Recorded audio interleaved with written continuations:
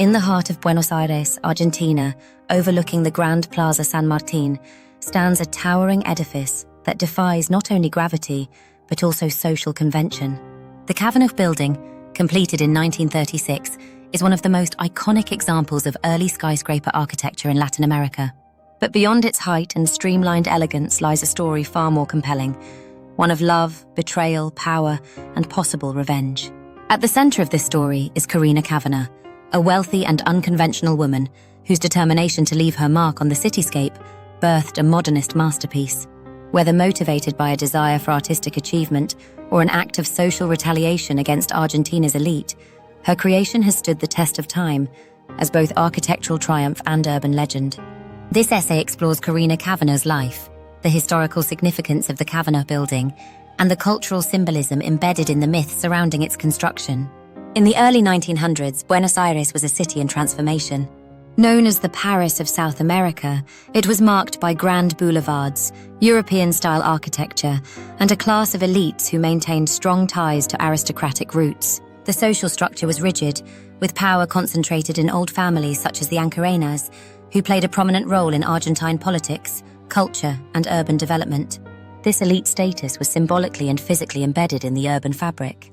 Residences near Plaza San Martin, one of the city's most prestigious neighborhoods, were large and opulent. Among them was the Basilica del Santissimo Sacramento, a neo-Gothic church commissioned by the Ancarena family as a private family chapel.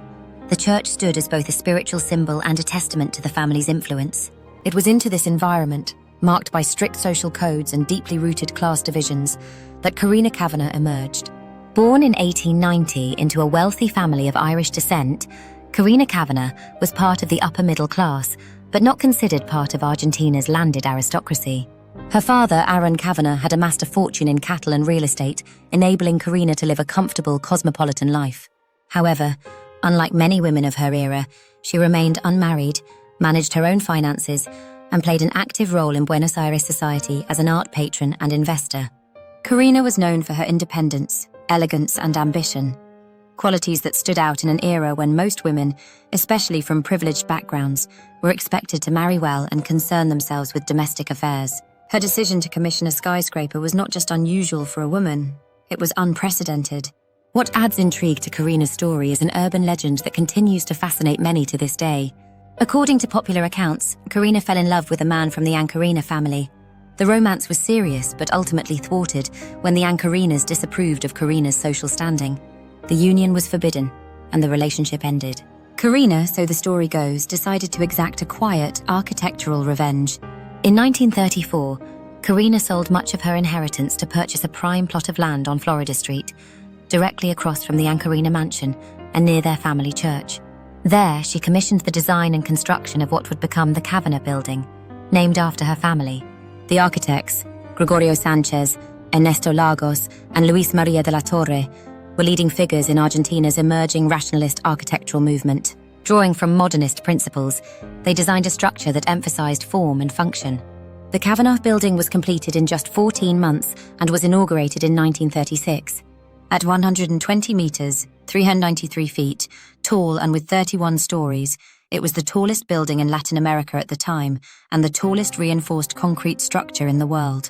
The building was constructed with no balconies, an intentional design decision to enhance its verticality and clean lines. Its setback configuration, which gives it a distinct terraced silhouette, adhered to zoning regulations while also making a visual statement of upward momentum. The apartments inside were luxurious. Each floor housed 1 or 2 full-floor units with expansive views of the city and the river. The Kavanagh building was marketed to wealthy individuals who valued modernity over aristocratic tradition, a new elite that, like Corina herself, was forward-thinking and globally minded. The most enduring aspect of the Kavanagh building is not just its architecture, but the myth of spite that clings to it. As the story goes, Corina specifically designed the building to block the Ancarena family's view of their beloved church from their mansion. Standing precisely in the line of sight, the Kavanagh building obstructed the visual axis between the Ancarena residence and the Basilica del Santissimo Sacramento, rendering the once pristine view invisible from their windows. Whether this was a calculated act of revenge or a convenient coincidence has never been definitively proven. There is no documented statement from Corina herself confirming the tale, and urban planning records suggest that the building's location and height were more likely determined by economic and architectural considerations. Yet the legend persists, and perhaps rightly so. Architectural history is not made solely by blueprints and building codes. It is also shaped by the stories people tell about the built environment. In that sense, the myth becomes a kind of cultural architecture, a symbolic layer that adds depth and drama to the physical structure. Whether or not revenge was her motive, there is no denying that Corina Kavanagh wielded architecture as a form of self-expression, and perhaps even empowerment. By financing, commissioning, and attaching her name to the tallest building in the country, she defied not only gender expectations, but also class boundaries. Her move signaled a shift in urban power, from old aristocratic families to new money, from men to women, from tradition to modernity. It challenges the notion that architecture is a male-dominated field, and proves that women can not only participate in, but also lead major urban transformations. Over the decades, the Kavanagh building has become more than a piece of architecture. It is a national symbol. In 1999, it was declared a National Historic Monument, affirming its cultural and historical value to Argentina. Architecturally, it is recognized as a masterpiece of rationalist architecture, a style that emphasizes geometry, simplicity, and the use of modern materials. It is frequently studied in architecture schools and featured in international publications. It remains a residential building, housing a mix of luxury apartments and professional offices. Culturally, the Kavanagh building has inspired documentaries, urban legends, and even artistic works.